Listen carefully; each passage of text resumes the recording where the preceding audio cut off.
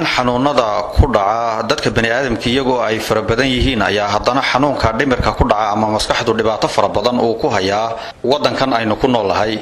gaar ahaan marka aynu u soo noqono gobolkan Awdal ayaa dhibaato fara badan dadku waxa ay kala kulmaan qaabkii ama meeshii ay ku daaweyn lahaayeen iyo cidii ay la xiriiri lahaayeen dhibaato fara badan ayaana markaasi haysata dadka xanuunkaasi maskaxdu uu ku dhaco iyadoo oo markaasi goobo aan dadka bani aadamka ku haboonayn dadkaasi lagu xidhxidho iyadoo oo lugaha silsilada lagaga xidho geedo hoosteed markaasi lagu xidho ama guryo loogu talagalay xitaa xayawaanaadka qaarkood inay ku noolaadaan aanay suurtagal ahayn dadkaasi lagu xidhxidho taasina waxa ay keeni jirtay markaasi in qofkaasi silic iyo dhibaato ay u dhamaato iyadoo oo markaasi hadaba laga duulayo dhibaatada dadkaasi haysata marxalado kala duwan ay soo mareen ayaa kuliyada caafimaadka ee jaamacadda Camuud iyo cisbitaalka guud ee magaalada Boorama barnaamij ay iska kaashanayaan ay sameeyeen kaasi oo ah xaruntii baaritaanka loogu sameyn lahaa dadka xanuunadaasi qaba waxa sidoo kale ay sameeyeen in ay booqasho ugu tagaan meelaha ay ku bukaan dadkaasi oo ay ka mid yihiin guryahooda ama meelaha kale ee lagu hayo sida xabsiyada oo ay dadka qaarkood marka ay dadkooda ka qoostaan ay xabsiga geeyaan taasina markaasi ay keentay in dad fara badan oo ilaa iyo 600 ku dhawaada in xanuunadii noocaasi ahaa ee haystay ay kaga bogsadaan waa kan Dr. Saciid Axmed Walhad oo ah hormuudka kuliyada caafimaadka jaamacadda Camuud oo ka warbixiya sida mashruucaasi uu ku bilaabmay Bismillahirrahmanirrahim sanadii dambeeyay sida kuliyada caafimaadka kuliyada jaamacadda Camuud waxay mar walba ka shaqeynaysay sidii caafimaadka gobolka Awdal gaar ahaan iyo guud ahaan wadanka oo dhan sidii ay u tayeyn lahayd marka wajiye badan bay soo martay waxayna mar walba raadinaysay in la hagaajiyo dadka caafimaad xirfadda dadka caafimaadka ka shaqeynaya and at the same time na kolba shaygii la awoodi karo ee lagu soo kordhin karo service-ka la bixiyo in la sii kordhiyo marka sanadihii u dambeeyay iskuulka dhakhaatiirta iyo iskuulka nursing-kaba waxa ka soo baxay dhakhaatiirtana waxa ka soo baxay ilaa 4 group iskuulka nursing-kana waxa ka soo baxay 2 group sidaas awgeed marka dhalinyarta cusub ee soo baxday ee aqoonta la soo baxday waxaan ka codsanay in ay maadaama iyagaba de waxbarasho la soo siiyay in community-ga dadkooda ay u contribute karayaan oo shaqooyinkii waxay u qaban karaan ay u qabtaan sidaas awgeed bay markaa bilaabeen waxaan bilownay markaa mashruuc oo lagu wajahayo dhibaatada ugu badnayd ee aan xalna lahayn macnaha wax badan laga qaban jiray markii hore aadna u banaanayd dad badan ay ku dhibaataysan yihiin kaasoo xanuunada waalida naasoo maanta haddii magaalada gudaheega la eego reer walba qof ama dhibaatada qaba iyadoo marka hore wax service haba yaratay la siiyaanan jirin saas awgeed ba markaa noo bilownay mashruucaas markaa waxaan bilownay sanadkii October sanadkii hore inuu bilownay 2010kii markaa ilaa imikana si fiican buu socday dad aad u tiro badan baa la daweeyey noloshooda caadigeena dib ugu noqday waxaana loo baahay maadaama objective ujeedada ugu horeysa markaa mashruuca lalaa waxay bal qaab in la ogaado qaabka ugu wanaagsan ee loo wajihi karo xanuunada dhimirka taasoo aynu qaadanay markaa habkan iminka WHO ay soo introduce gareysay sanadii u dambeysay oo muddada aan mashruuca wadnay waxaan xiriir la yeelanay hay'ado kale oo adduunka iyo jaamacado kale oo iyaguna naga taakuleynayay sidii mashruucan loo tayeyn lahaa howlaha caafimaad ama daryeelka caafimaad la siinayo dadka bukaanka xanuunka dhimirka qabana sidii loo sii wanaajin lahaa marka hay'adaha iyo jaamacadaha waxa kamid ah hay'adda TET oo naga caawisay Tropical Education Trust oo based ku ah London oo naga caawisay xagga dawooyinka in King's College of London Teaching Hospital of London oo iyaguna naga caawinayay xagga fikradaha qaabka loo daweynayo dadka iyo qaababkan u qabanaynay workshopyada u qabanaynay isla imikana ilaa wali wada fikir badan naga siiyay qaabka hospitaalka loo dhisayo si uu noqdo mid standard ah oo macnaha lamida kuwiimka adduunyada laga dhiso kala waxa kale nidana xiriir la yeelanay jaamacad ku taala Denmark isagoo arrinkaasi noo sahlay Dr. Yacquub Aadan oo degan Sweden isagoo kamid ah markaa team dhakhaatiir Soomaaliyeed oo degan halka Europe oo through the Skype-ka ku daweeyay bukaanada waddanka gudihiisa jooga marka jaamacadda Denmark waxa aan isla garanay ama ay noo ballan qaadeen oo imika hadda qalabkoogiiba u yimiday in meelaha santarada caafimaadka ee gobolka la dhigo screeno deetana through the internet lagu wada xiriiro screen weyn oo ballaaran lagu sameeyo halka kuliyada caafimaadka deetana arday bukaanka markuu halkaa la kulmo qofka caafimaadka uu la kulmo au history iyo halkaa kaga qaado deetana ardaydu iyagoo kuliyada jooga halkaa ay ka wareystaan qofkiina sidaas loogu daweeyo waxaan rajaynaynaa sanadaha soo socda markay ka baxaan magaalada Boolin in Bakina la dhigo Boon la dhigo Lughaya la dhigo Seylac la dhigo deetana sidaa loogu talagalay in gobolkii oo dhan lagu kofargareeyo la yeelano ay Monday hospitalka ku yaala Burco oo iyagana halkan sidii halka groupka Europe ay saas uga daweeyeen iyagana iyaga naftooda halkan xiriir yeelano oo wixii tala ay halkan ka siino deetana sidaa waddanka oo dhan ay wada gaaro Doctoressa Faadimo Xaaji Abubakar oo ah hormuudka kulliyadda kalkaaliyeyaasha ee jaamacadda Camuud ayaa iyaduna ku sii daraysa mashruucaasi waxyaabaha dheeraadka ah ee uu u baahan yahay imika halkan in qaar specialization loo diro qaarina ka sii shaqeeyaan marka waxa weeyaan wax bilow ah waxaan weydiinaynaa dadweynaha ayayna ahayn in meel uu la dhiso oo laga tago waxaan doonaynaa si tayo leh in dadka ugu gargaarno si isdaba jooga in wax loogu qabto si barnaamijka intiisa ka maqana loogu tabaabulsheeyo waxa jira barnaamijkani maaha psychiatric waxa daba socda psychology waxa la socda waxa la yiraahdo social worker waxa weeyaan barnaamij aad u ballaaran bilowna ay tahay aan ku dhiirigelinayna dhalinyarteena meel kasta ha joogtay dadkeena meel walba ha joogay in barnaamijka si xoog leh nagala soo qayb galo oo nala taakuleeyo oo insha Allah uu noqdo mid aad iyo aad dadka kadib markii hawlahaasi ay marxalado kala duwan soo mareen ayaa waxa bilaabantay in dhisme ka kooban 2 ward oo aad u waaweyn oo midkiiba uu qaadi karo 5 iyo 10 sariirood oo qayb rag iyo dumar kala ah ay bilaabantay waa kan Dr. Ismaaciil Xaaji Maxamed Aayo oo ah agaasimaha cisbitaalka guud ee magaalada Boorama oo arrimahaasi ka warbixiya isla markaasina u mahadnaqaya dadkii tabarucaadkaasi ka qayb qaatay barnaamijkan ama programkan mental health wuxuu ahaa mid ka maqan saaxadda caafimaad ee dalka oo ku yar gobolkan siisa ka maqan ujeedaduna sida ay ka wadawaajeen waxay ahayd in 2 arrimood loo helo marna dadkan buka service loo helo oo dadka dayacan digo iyo daryeel loo helo iyo in ay noqoto la helo iyadana barnaamijka waxbarashada ee jaamacadda oo qayb ka qaato ardaydu ay helaan akhmeel iyo bukaan iyaga laftooda wax ku baahay waxbarashada ka qayb qaato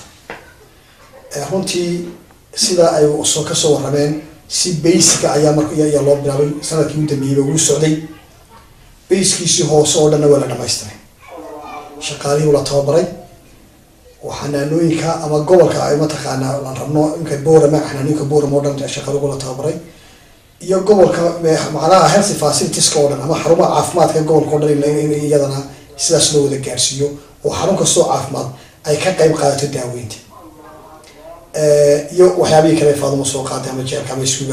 واحد كذا يسوونه ساسون برنامج شاسون مسؤولي كلها لو تجيو xanaanooyinka lagu daweynayo jeelka la daweynayo ardada iyo macallimiinta ka qayb qaadanayay ana barnaamij social oo ballaaran oo bulshada mataqaanaa la gaarsiiyey buu ahaa si fiicanna barnaamijkaasi runtii uu socday imika waxaan maraynaa halkii ugu dambeysay oo ah maxay in loo helo waarkii ama cusbitaalkii dadka u baahan in la dhigo ee aan guryaha lagu daweyn karin ama aan lagu daweyn karin mataqaanaa qaybta bukaan socodka ay beeshanka aan lagu daweyn karaynin in la jiifiya kiiba ayaa maanta maraynaa waxaa laga yaabaa in la isweydiiyo sidii ay madaxdayga horeysa u sheegeen isbitaalka boorama ayaa hadda ka bilownay oo dhismihiisa hadda bilaab u socdo in la isweydiiyo isbitaal gaara la dhisi lahaaye maxaa loo dhisi waayo oo marar muddo badan socotay oo sanadkii u dambeysay isbitaal baan dhisaynaa meelo badan laga lahaa ama anagu baan lahayn ama dad kalaba lahaayeen oo aada mataqaana hawshaasi loogu tafacayday sidii ay imka tahay waxa ka hor yimiday oo ay noqotay in ama WHO standardka markaan qaadan ama standardka caalamkaba ay khasab noqotay in isbitaalka la dhex dhigo si loo yareeyo discriminationka ama qofkii markuu imika ladnaado waa wiig ama laba wiig qofku waxa la haynaya isbitaalka uu jiifaya markii uu qofkii fiicnaado hadda isagiiba la tababarayaa isagiiba mataqaanaa la wacyigelin badan iyo talo badan la siinaya counseling badan loo sameynaya hadhow wax noqonaysa mar walba inuu xaruntii la xiriiro hadhow markuu fiicnaado wanaagsanaado isbitaalku waalidii tagaya uu ka khajilaya waxa laga yaabaa ka xishoodo markuu isbitaalkii waalidii la tagaya markuu iskala tagayo taasi waxay go'aamisay waxay noqotay inuu bukaankii halkiisii hore dib ugu noqdo oo natiijo fiican laga gaarin dabadeedna sidaa awgeed ayaa waxa imka anu aan qaadanay nidaamka ah in isbitaalada lagu dhex daro si qofku uga mid noqdo dadka isbitaalka guud tagay uga mid noqdo oo qof gaar oo meel kale tagaya aan loogu arag isaguna una isku arag runtii barnaamijkaasi waa waxay saasoo ku bilaabmay si qurux badanna wuu u socdaa haddana dhismihii baynu bilawnay isbitaalka boorama ka bilownay runtii waxaan ku bilownay de waa wax communityga dadkeena ama diasporaheenu runtii ay bilaabeen waa runta wax aan aada ugu mahadnaq ay tahay gabdha Denmark jooga gabdha Norway jooga gabdha Saudi Arabia iyagana jooga intaasoo aroodba iyo contributionkaasi laga soo gaaray qolada hore Denmark ay ku ilaato ku baahay qolada kale 17,000 iyo Norway baahay iyadana malaha $7 kali ka dhimayiin qolada kalena ilaa iyo waxay mataqaanaa 3,000 iyo Saudi meelaas 3,700 meelaas contribution kaasi wuxuu dhiirigeliyay inaan dhismihii bilowno runtii dhismihii waxay aad baan ugu mahadnaqaynaa community-ga wax ragga kolley oo weli aan soo maqan laakiin waa haweenka halkan waxa ka cadmala haweenku way uga nugul yihiin ragga markaad eegto xagga tabarucaadka runtii wax fiican bay qabanaysaa dhismaha way dhaweynaysaa waana ku dhaqaaqnay uuna dhamaanay insha Allah waxaan qaynaan bil gudii ama bil iyo bargu badnayna ku dhamaystirnay ayaa ku talagalay dabadeedna haddii aanay waxyaabo kale ka dhadhimay sida furniture iyo waxaasi aanay xanibin in maalinba shaqaysa uu bilaabo ayuu horta balaankeedu yahay waxaa sidoo kale iyaguna u mahadnaqaya dadkaasi oo ku baaqaya in socodsiinta mashruucaasi laga sii qayb qaato Dr. Cabdiraxmaan Jaamac Hadi oo ah isuduwaha caafimaadka ee gobolka Awdal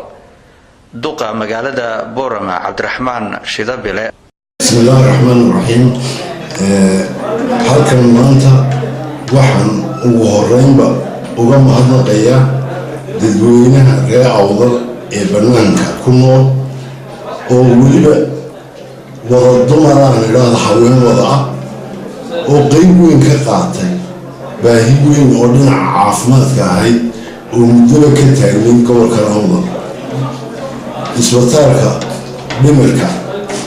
waa isbitaal looga baahnaa magaalada Boorama horeyna ugu jirin waxaana lagu qiyaasaa in dad badan ay had iyo jeer gidaarada ay jiifaan kuwa xanuunada dhimirka qaba cid daryeel u fidisanayna jirin meel caafimaad oo hooy ay u yimaadaan si loo daaweeyaanayna jirin maanta markaas waxaan aad iyo aad aan u faraxsanahay inaan bilowno isbitaalkii ugu horreeyey qaybtii ugu horeysay lagu daweynayo dadka xanuunada maskaxda qaba taasoo noo suurtageliyeen dadweynaha degan banaanada oo baahi badan loo qabay naga soo daboolay maanta tiyo isbitaalkiyaan ka dhex bilownay isbitaalka boorama gudaheega halkaasoo dadka lagu xanaanayn doono runtii dhaqaalaha ayna soo gaadhsiiyeen wuu ku dhow yahay dhammaystirka dhismaha laakiinse waxaa intaa dheer qalabeyntiisii ayaa dheeraan doonta tiyoo waditaankeygana aan hay-adaha la kaashan doono haddana muddada hore oo dhan waxaan dhammaan jahliyadaha bannaanka ku nool iyo kuwa magaalada gudaheegaba deganba inay nagala qayb qaataan in loo qabo in isbitaal dhimirku leeyahay la dhiso waa wax muhiima oo muddo badanna laga soo wada hadlayay maalmo dhaweydna hadalkoogu nagu badnaa meelo badanna beerta ilmo aadan isaaq laga bixi ilmo ibraahim isaaq laakiin taasoo dhan way suurtagal weydo tala soo jeedintii cisbitaalka iyo dhakhaatiirta gobolka waxay soo jeediyeen in cisbitaalka dhexdiisa dadka dhimirka qaba lagu ilaaliyo oo aan la takoorin taasaan anagu la qaadanay hablaha ama dibadda ka soo diray lacagtana waanu mahad celinaynaa waxaan leeyahay dalkiin iyo dadkiina wax u qabateen wixii ka dhimanna kolley adduunyadu way sagaalowdaa ma tagnowdo waxna hadday cid walibisay ugu fiican wax kasoo dirto dhammaystiri kari mayso laakiin waxaanu leenahay uun wixii kolba la qaban karaa in la qabto adeega looga baahan yahayna waa mid had iyo jeer joogto ah oo waqtiyada kala gedisan dadka dhimirka qaba si kala gedisan ba u saamaysaa guga iyo jiilaan xiskoodii waxaa sita inta xisku ka lumay waxaa xiskoogii sita inta xiska qabta ama caafimaad qabta waana la isku eegayaa qof walba wuxuu kaga darsan karo hadduu ka caqliyeen kaga darsan karo hadduu kaga darsan karo mucaawino tamareed hadduu kaga darsan karo wuxuu kaga darsan karo dee waa loo baahan yahay waa kuwan dadka samafalayaasha qaarkood oo iyagu markaasi lagu soo hagaajiyey lacagahaasi ay dad jooga qurbaha gaar ahaana gabdhaha ku nool Norway iyo Denmark iyo Sacuudiga oo kale ay ku soo hagaajiyeen iyaga oo markaasi u mahadnaqaya kana hadlaya waxaana kamid ah dumarkaasi Foosiya Cadeeye iyo Nimca Sheekh Faarax sidoo kale Roode Ibrahim Rijaal waxa ay ka warbixinaysaa goobaha caafimaad ee dadkaasi ay ku booqanayeen iyo kaalinta kaga aadanayd ee ay ka qaadanayeen mashruucan Rahmaan Rahiim waxaan halkan maanta oo bisha ay tahay 15 waxaan halkan ka cadaynaynaa oo uga ducaynaynaa oo u hambalyeeynaa hablaha jooga Denmark oo haweenka ururkooda la yiraahdo ururka Cawo oo ku nool caasimada labaad hablahaas oo soo diray deeq 20,000 iyo $100 kuwaas oo ugu tala galay dadka dhimirka wax ka qaba dadkaas oo ah bulshada inta ugu dhibaataysan ay iska weyloonay hablahaas oo xasuustay uguna tala galay inay lacagta dadka dhimirka wax ka qaba ay ugu dhisaan dhakhtar marka waxaan hablaha khayr Allah siiyo waxa kale oo mahadnaqaya dumarka iyaga jooga haweenweynaha jooga Norway kuwaas oo iyaguna noo soo diray deeq 16,929 noo soo diray kuwaasna aad iyo aad baan ugu mahadnaqaynaa waxaan leenahay inteeda kale intiina kalena ee adduunka joogtana ku dayda macalinteeda gudaha joogta inaanu gacan ka qaadano ayaa miisaanka xasanaadka ana Allah idinku daro assalaamu calaykum waraxmatullaahi wabarakaatuh waxa kaloon halkan idinka tusi doonaa haddii ilaahay dadka aan hayno tiradooda oo dhan ilaa 35 qof oo aanu ugu tagno home visit oo guriyaha ku soo booqano qaar aan irbada siino qaar aan kiniina siino dadkaas oo kala degan ilaa Sheekh Cismaan ilaa buurta taankigu yaalo jariska xoor iyo qorgaab intaba way degan yihiin magaalada dhexdeeda degan yihiin waxaa jira tababaro la siiyay maamulka macallimiinta iyo ardayda iskuulada si ay u ogaan karaan qofkii dhibaataysan iyadoo oo sidoo kalena tababarada noocaas la siiyay dadka ka shaqeeya xarumaha caafimaadka gaar ahaan xanaanada ilmaha iyo hooyada ama MCH-yada goobaha loo yaqaano waxaa tababaradan sidoo kale ka faa'iideystay ilaalada xabsiga dhexe ee magaalada Boorama si ay markaasi ula dhaqmi karaan si dhimrisan isla markaasina goobaha caafimaadka si dhaqso ah ula soo xiriiri karaan askarta iyagoo ka shaqeysa halkaasi waa mashruuc u baahan markaasi in la iska kaashado bulshada dhammaanteedba taasi oo markaasi dadku ay tahay in ay ka wada qayb qaataan Dr. Jibriil Maxamed Cabdilaahi oo ah dhakhtarka isagu markaasi dadka xanuunadaasi qaba daaweeya ayaa isaga oo markaasi talooyin iyo tusaalooyinba bixinaya waxa uu isna leeyahay in qofku markaad dareetiin dabacadiisu bedeshay hurdadiisu bedeshay diiqad yeeshay dabacadiisa ay hoos soo dhacayso hadduu arday iskuulka tegay hadduu qof shaqaysanaya shaqadii qabsan karay in degdeg loo daweeyo dhaqtar loo diro oo loo dirin wadaad waa taas waxay hoos u dhigaysaa in hore loo daweeyo marka in la daweeyo in dhaqtar loo diro ayaa asla ugu fiican in qofkaas wax loo qaban karo maaha in la xiro in katiinad loo siibiyo maaha in ilaash loo diro maaha in la daweeyo wey taas ayaa ta munaasabka qofka wax loo qaban karo inaan dhammaanteen dhiirigelin dadka qaarkood oo markii ay goobaha caafimaadka keeneen dad ay qaraabo la yihiin oo ay la soo xidhiidheen dhakhaatiirta aqoonta u leh xanuunkan markii ay u dawoobeen ka warbixinayaa waxa ay yidhaahdeen marka si fiican baa wallahi lanoo qaabilay ayaa la kulantay markii ugu horeysay waxaan la kulmay inanka la yidhaha jibriil ayaan la kulmay si wanaagsan ayuu ii soo dhaweeyey aniga inankaygiiba markaa dawii siiyey dawadii u siiyey wallahi siduu iigu sheegay baan aniguna u siiyey sidii markaan u siiyey inankay aad iyo aad buu iigu fiican yahay wadanka waxaa ka jira abaaro badan waxaa ka jirta aqoon la-aan oo dadku intii hore waxay ahayd ri iyo nin iyo aw buur saaran bay ahaayeen noloshooda ay ku xidhnayd tiina roob la-aan baa timiday dhaqaale xumaa timiday jaal iyo axmed dadkii barteen magaalada ka galeen xoolina way baabeen dhirtiina way dhammaatay duruuftiibaa xoog isku bedeshay markay duruuftii xoog isku bedeshay dhibaatadii dadkana way soo badatay dhibaatada dadka markay soo badatayna dadkiina dhibaatadii bay fahmi waayeen haddana qofkii bukay waxaa laga yaabaa inaan sidiisii dhakhtar la xiriirsiinin oo ama dhaqaalihiisa u sameeyo halka iska jiifo mashruucan oo ay dad fara badani markaasi ka faa'iideysteen ayaa marka loo helo goobtii lagu daaweyn lahaa ee dhismaheedu hadda uu bilowga yahay waxa uu noqon doonaa markaasi mid ay dadka lagu daryeelo isla markaasina si dhib yar ay ugu bogsadaan iyadoo oo markaasi haddii cusbitaal gaara dadkaasi loo sameyn lahaa ay dareemi lahaayeen takoorid oo ay markaasi ku noqon lahayd hebel waxa uu tegay ama ka soo socdaa cusbitaalkii waalida uu ka khajili karo dadka qaarkood hase yeeshee marka hadda laga dhigo